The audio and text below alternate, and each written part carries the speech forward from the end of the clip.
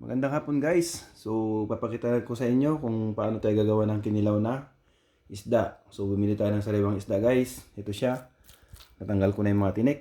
So ang gagamitin nating sangkap is simple ang luya, sibuyas dahon at saka siling green, siling pula.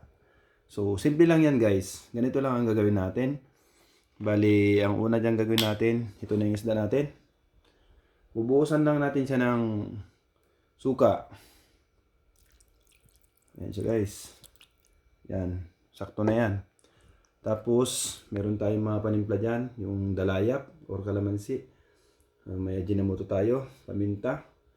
So, nilalagay mo natin yung paminta muna guys. Tataktakan natin ng paminta. Para kakapit yung lasa. Nasa inyo na po yun kung anong gagamitin nyo. Lagyan natin ng konting ajinomoto. Kunti lang. Yan. Tapos, lagyan natin ng suka, ng asin. Yan, kunti lang muna. Kasi mamaya, baka mapaalat. Tapos, ilalagay na natin itong mga ricado. Kamay na lang natin kasi tayo lang naman kakain. Ito po yung luyang tinadtad ko. Napakarami siya. Yan, talagang marami. Yan siya. Nasa inyo na po yan kung gaano karami.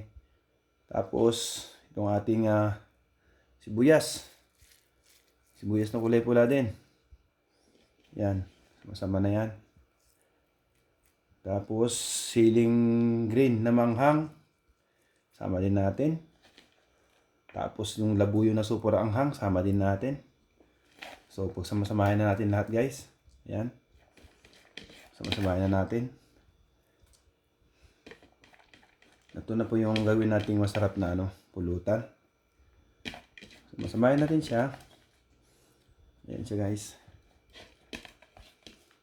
Tapos, dadagdagan natin ng konting paminta. Another ulit paminta. Okay lang kahit marami. Ayan. Tapos, pipigaan natin ng lemon na kulay green. Ayan. Pigan natin. Yan siya guys. Talagang pigang-piga.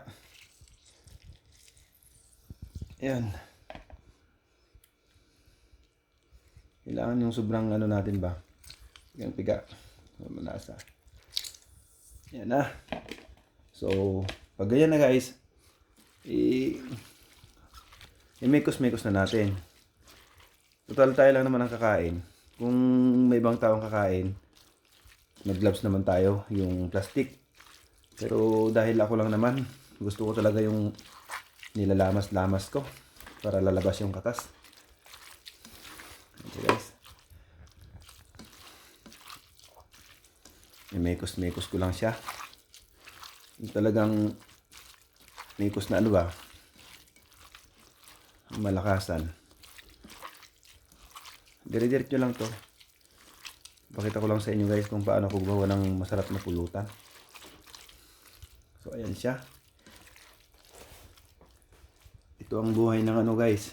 Nagpa-practice mag-vlog. Gawa ng pulutan. Ito ang ating pulutan guys. Masarap. So alam ko kulang pa to ng asin.